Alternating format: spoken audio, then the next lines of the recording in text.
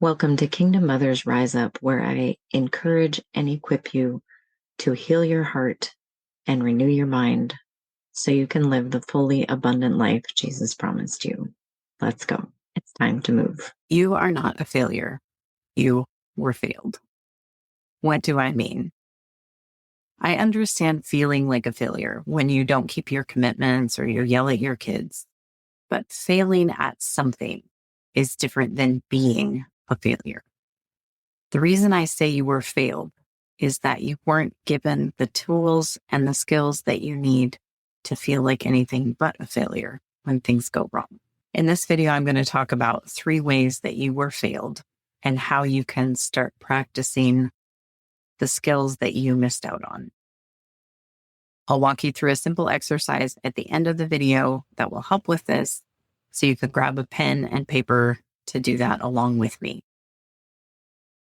My name is McCove. I'm wife to Brian. I am the mom of 4 amazing kids, mother-in-law to 3 amazing young people, grandma to 4. And the lessons that I teach are from lessons in my own life, in School of Holy Spirits. I also have a coaching certification in childhood emotional neglect recovery. And what I share is what works for me and works for friends and clients. It in no way diagnoses or treats anything. They're just skills that have been effective for me, and I'm sharing them. The number 1 way is that you were taught that your behavior and your value were connected. If you do things bad, you're bad. Your identity and your value was totally connected to your behavior. You may have been taught that intentionally. You may have been taught that unintentionally, most likely. So when I'm saying that you were failed, I mean your parents, your system, your church, your community, directly or indirectly taught you that if you failed, you were a failure. And often just mistakes that are a normal part of learning were treated as failures. So you get that message of being a failure a lot. And when I'm saying that your community failed you, I'm not saying blame them, point fingers, be like, yeah, it's all your fault. That isn't helpful to anyone. It's just making an observation, becoming aware of, oh, I was failed in this area because I was taught that my behavior was completely attached to my worth and my value. And that's not true. So how were you taught that your worth and your identity and your value were all tied together and they were all the same thing? It might have been from words that were spoken to you about being bad versus making a bad choice, or making, doing a bad behavior, but that you were bad. You may have been taught it by being sent away when you made mistakes or were making bad choices.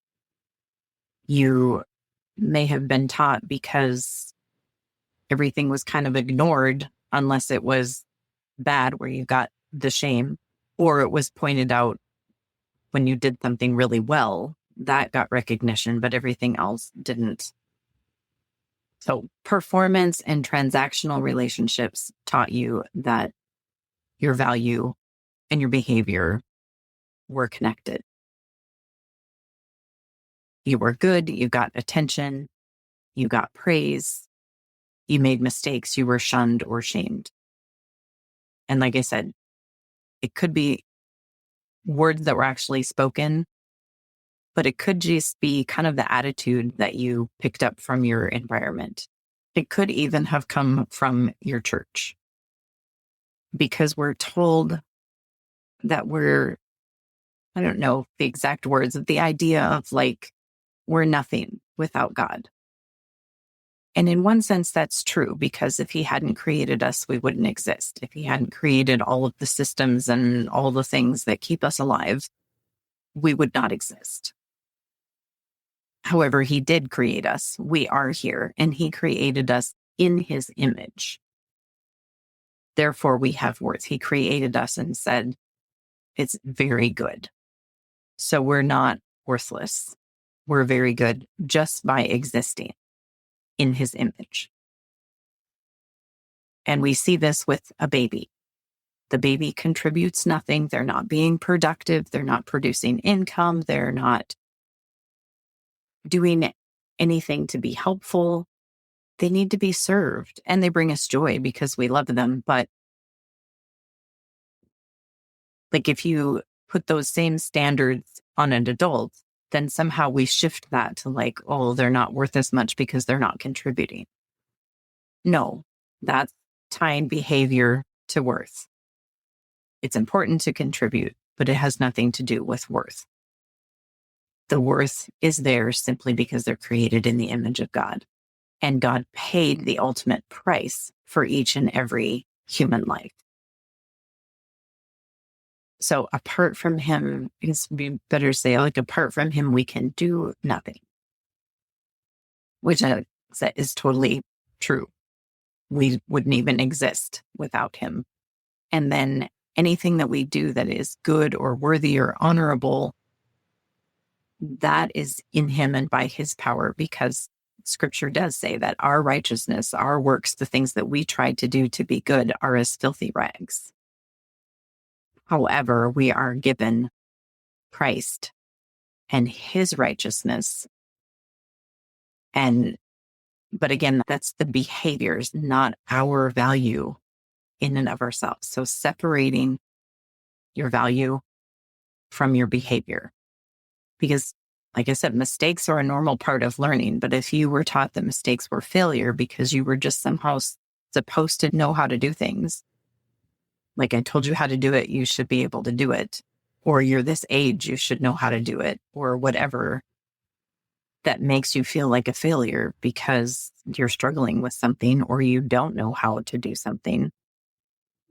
When like that's a behavior and there's skill sets that need to be learned and practiced. And that's going to involve making mistakes. You're not going to do something perfectly that you've never done before. So if you struggle with feeling like you just should know how to do things, that was probably the expectation, whether it was spoken or unspoken growing up. And again, I'm not saying like, oh, go blame your parents and tell them how bad they were. Just realize there's a reason that you feel and think the way that you do. And now that you know that, you can work to change that. The second way that you were failed is not being taught just how to deal with your emotions in general. What do you do when you're angry? What do you do when you're excited? If you were told, like, don't get too excited, don't get too big for your britches, don't let that go to your head.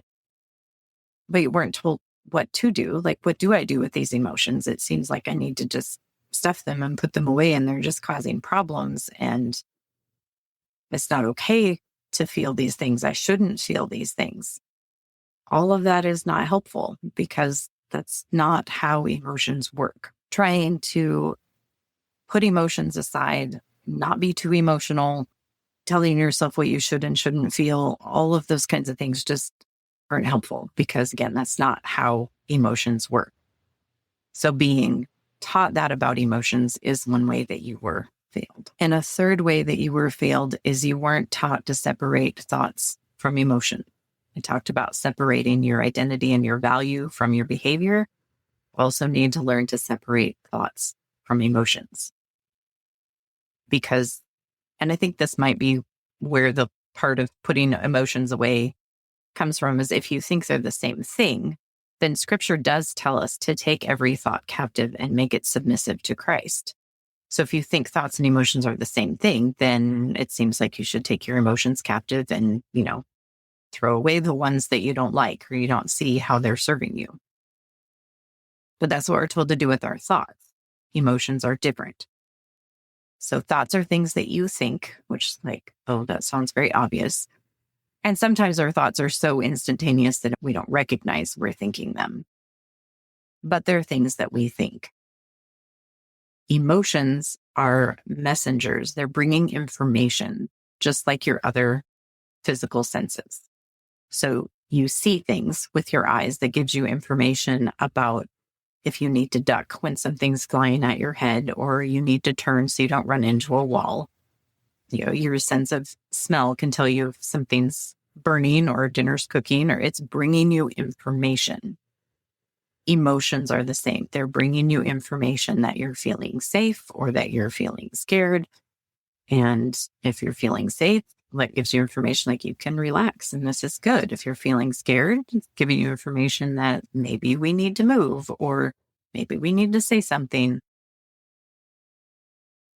But feeling the emotion is vital to learning to listen and understand the information they're bringing so that you can then make good decisions. And I'm going to describe to you a practice and exercise that you can use to start identifying what you're feeling, separating out those thoughts and emotions, and starting to glean some information from them so that you can make good choices. And I say it's a simple exercise. And as I'm describing, I'm like, oh, that's really a lot. But I'm going to try to slow it down. And it really is simple, but it requires practice. And I've been practicing for a long time. So if it doesn't come easy for you at first, that's a normal part of learning. And you can always ask questions in the comments. You can join my community over on School. The link is in the description, where you can ask questions and I teach these types of exercises. So what we're going to do is we're going to take a piece of paper and we are going to write down thoughts and feelings around a particular thing. I'm going to give you the prompt. I'm going to write down thoughts and feelings that come to mind for me, and then walk you through identifying, sorting out what of these are thoughts, what of these are emotions, and then what information are we getting? And when we take those thoughts captive, I think of like in prison, in war, they take prisoners of war, they take them captive. And why? To the information from them. So we want to take our thoughts captive and get information on, where is this thought coming from? Is it true? Is it helpful? And then based on that information that we gather from how we're feeling, the thoughts that we're thinking, what actions do we need to take from that? And what, if we're identifying a lie, what's the truth to go with that, to counter that? I'm going to walk you through this exercise. What I want you to do is say out loud, I am not a failure. As you say that, pay attention to what you are feeling and what you are thinking. You can make bullet lists. You can sort things out as you write.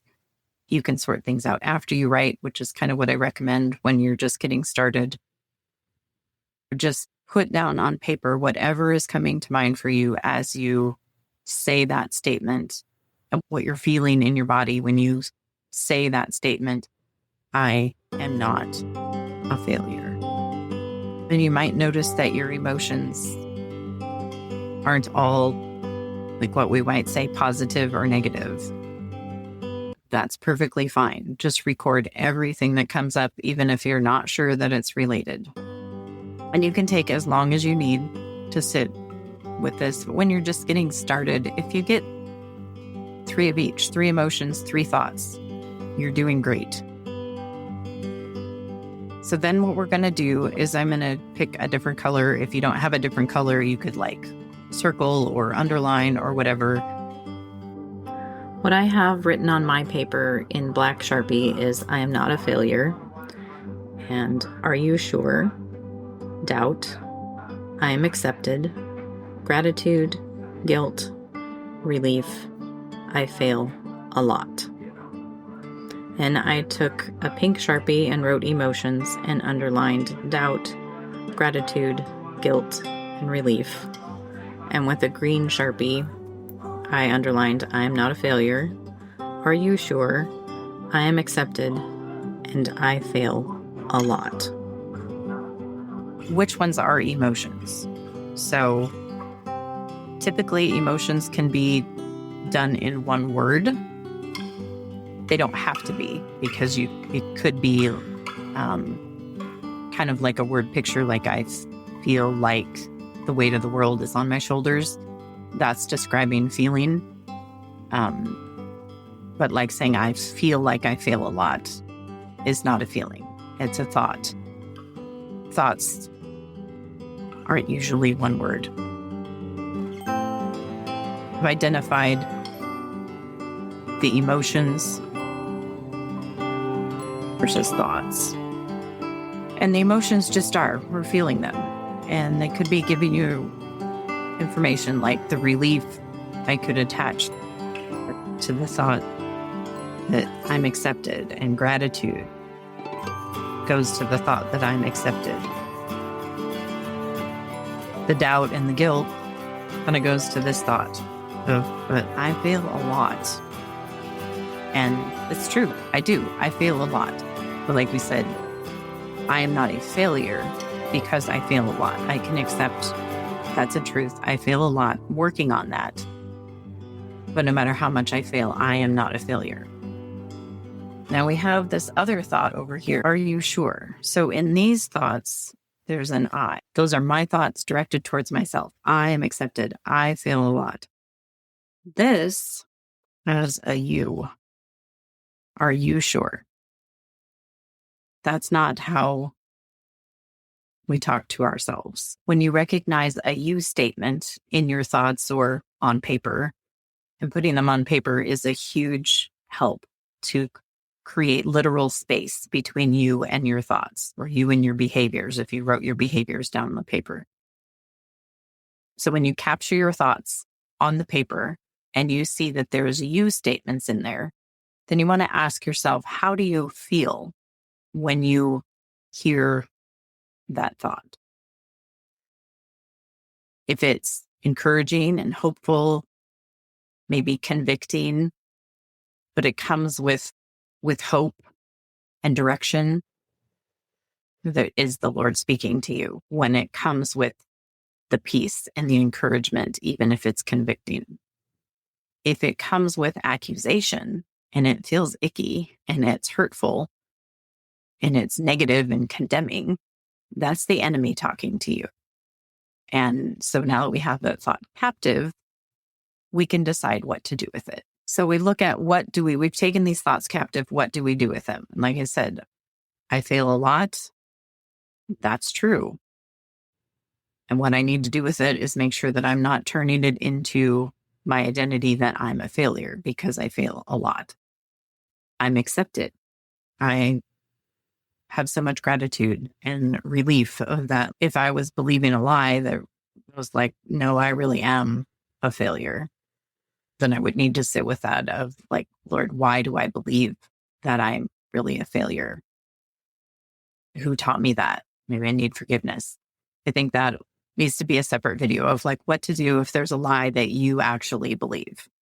What do you do with the accusation? Are you sure that you're not a failure? I see that that's coming as an accusation, trying to bring condemnation and confusion. So I'm going to reject that. The enemy is the father of lies. So if he's saying something, that's confirmation that it's not true. And being able to reject that of like, yeah, actually, I'm sure that I'm not a failure. If that feels really hard, like, no, like maybe I know in my head it's not true, but it feels really, really true. I think I'll go into that process in another video because that involves seeing why you believe it's true. Like what happened to you? What have been your experiences so that that feels so true, even though you know it's not true? And how do you receive what you need and let go of what you don't need so that that feels less and less true until it's easy to be like, yeah, whatever, that's not true. But I feel like it'd be better in another video because I just want you to see that you can start putting down your thoughts and your feelings on paper and start sorting them out and getting information from them of, oh, I need to spend more time reflecting on mistakes being a normal part of learning, or the worth that I have because I'm created in God's image, or whatever it is. And you can do this with any emotion, any situation. In my Heart Doodling with Jesus, I teach putting how you feel in a picture, because it gives you more space to feel and to listen. And in my workshops, I typically walk you through 3 different heart doodles. We do lots of different things, but typically it's 3 where we kind of look at how you're seeing the situation, how God is seeing the situation, and what's going to shift. Let me know if you try this out, if you have breakthrough, if you have questions. You can always join us over in the Healing Generations community, as well as just leaving comments below. I will respond to every sincere comment, and I would appreciate you subscribing and sharing with your friends. We'll see you next time.